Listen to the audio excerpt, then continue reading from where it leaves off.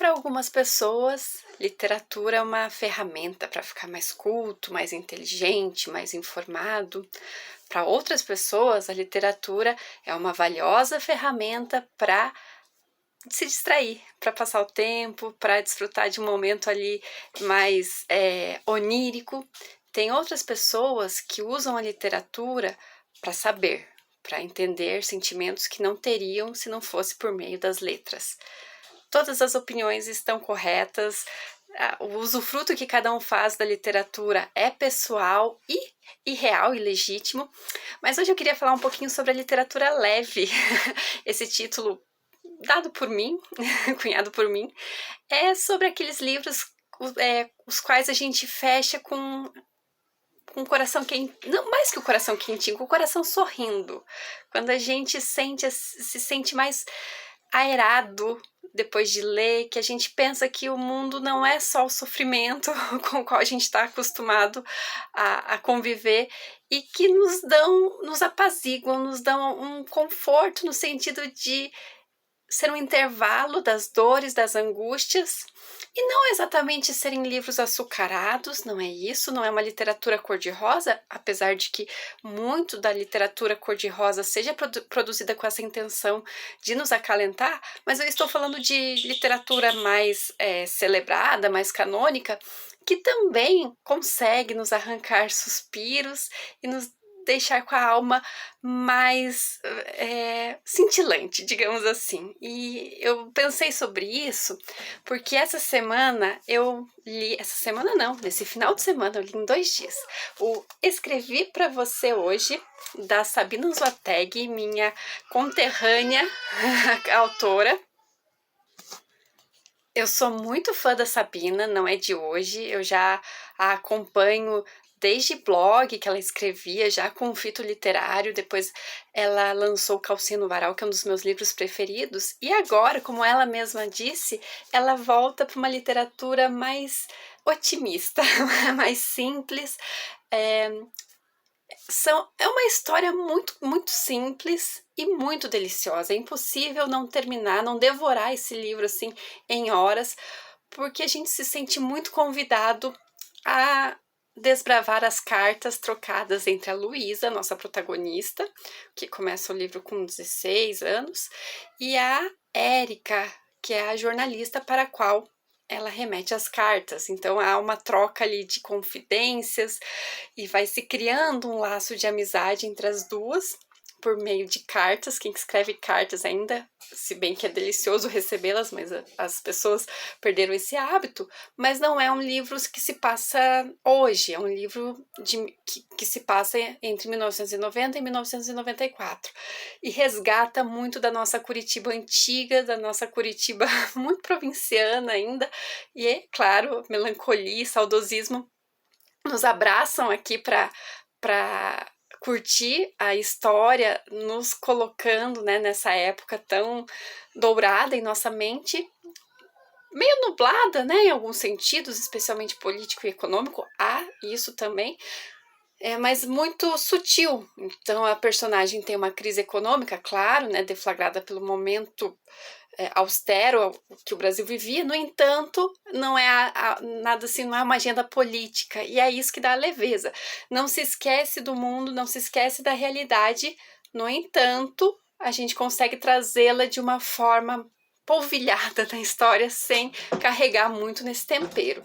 Gente, é um livro muito, muito legal, e é um livro leve, como eu disse, a gente termina assim, com o coração, ai, que legal, ai, que gostoso ter lido, não nos provoca sentimentos, sabe, mais tristes, mais pesados que muitos livros, ainda que muito bons.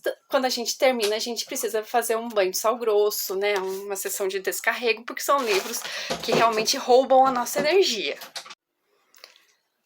E seguindo aqui a nossa lista de livros leves, tenho outra indicação, que é Todo Aprendizado Termina em Herpes. Esse título é incrível, é maravilhoso. É da Marina Maria, pela editora, deixa eu falar a verdade aqui para vocês, Urutau. Ele é um lançamento, não é lançamento, mas ele é novo, ele é de 2022. E é um livro, gente, é mágico, porque são histórias muito curtinhas. Eu vou ler uma até aqui para vocês, tá bom? Ovos. Eu estou apaixonada. Imaginariamente ou não, tem que respeitar isso. Paixão da cistite. Segunda-feira tive muita dificuldade de dormir porque só conseguia pensar na omelete que queria fazer para ele. São historinhas que na verdade são capturas cotidianas, flagras de conversa, de vivências da autora, que ela registra com muita literariedade, com muito lirismo, frases e essas falas reais. Ou seja, ela produz literatura a partir do que as pessoas falam e vivem e contam para ela, ou que ela mesma, né, pelo qual ela mesma já passou. E o resultado é incrível, e é uma literatura leve porque são histórias, como eu disse, não chegam a ser histórias, são falas, a gente imagina, a gente consegue criar na nossa cabeça ali o roteiro do antes, do durante, do depois, mas não há margem para isso. E só fica ali esse sabor, né? É uma delícia por isso, porque tem esse sabor, nos traz essa curiosidade, a gente fica assim, gente, é isso, né? Paixão da cistite. Quem já esteve apaixonado sabe do que eu estou falando. E entende? É essa leveza, essa alma assim que te leva a lugares nos quais você já esteve, que te provoca algum tipo de riso, de memória e que não te esgarça, né? Às vezes podia falar, paixão da cistite, sofri demais, meu Deus, aquele cara acabou com a minha vida. Não, fiquei pensando ali na omelete que eu ia preparar para ele. Olha que leveza. Super legal também esse livro da Marina. Outra dica que eu tenho, esse aqui é um pouquinho mais cultura de massa, tá? Que é O Presente do Meu Grande Amor. É uma coletânea com 12 histórias de Natal, muito leve também. Estão sentindo o cheirinho de baunilha no ar? O cheirinho de panetone? Aquele perfume tão típico e que nos abraça quando chega dezembro. É isso, a gente mergulha nesse aquário de neve e de purpurina vermelha para pensar no amor, para pensar no final do ano, para pensar nesses laços que às vezes a gente resgata nessa época, às vezes nascem nessa época, e para nos dar a leveza de que há um renascimento, de que há um nascimento e de que o amor existe. Eu amo história de Natal, é um projeto meu fazer um livro de contos natalinos. Já tem alguns contos, estão disponíveis na Amazon até, se quiserem prestigiar, ficaria muito feliz. E acho que falta o Brasil aqui, porque é muito neve, né? Muita gente patinando. E como é que seria o Natal no Brasil? Como é que seriam as histórias de amor aqui no Brasil? Regadas a samba, a cerveja, não é mesmo? E para finalizar a nossa literatura leve, tcharam! Em Busca de Atilho, o meu livrinho, que ele foi concebido para ser leve, ele foi concebido para trazer um mar mais plácido. No entanto, não é um mar raso, é um mar profundo e plácido, entendem? A gente consegue mergulhar, a gente consegue ir mais a fundo, pesquisar algas e vidas marítimas. No entanto, é uma água cálida, é uma água que nos envolve quase como um útero materno, porque não é uma história pra gente ficar sofrendo, não é uma história pra gente ficar angustiado, sabe? Aquele livro que a gente ama, mas a gente nos dá assim arrepios e aflições. Em Busca de Atilho não, é para ser uma história doce que vai levá-los, conduzi-los a essa busca da Isabela, casamento marcado, Paraná, todo mundo já preparado para celebrar a união de Isabela e Guilherme. Ai, um dia Bonita sonha com um colega de classe a quem não vê há muitos anos, não sabe nem como procurá-lo, não tem mais contato. E agora, como é que eu faço? Como é que eu não faço? Sai nessa busca, sai nessa saga. E o que acontece? Acontece o Em Busca de Atilho.